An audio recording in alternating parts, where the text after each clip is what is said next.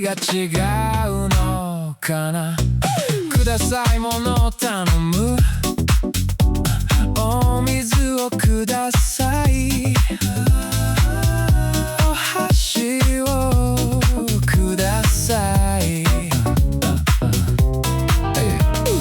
くださいって形を使う。教えてください。助けてください。一緒に使うこともできるよ。これをください。お願いします。ください。お願いします。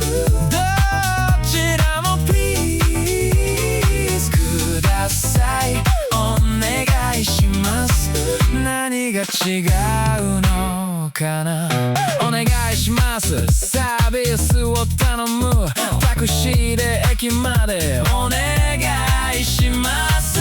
レストランで人を呼ぶ。お願いします。お願いします。丁寧に頼む。お水をお願いします。お願いします。食べ終わった時お会計お願いします。お願いします。支払いの時カードでお願いします。ください。お願いします。どちらも Please ください。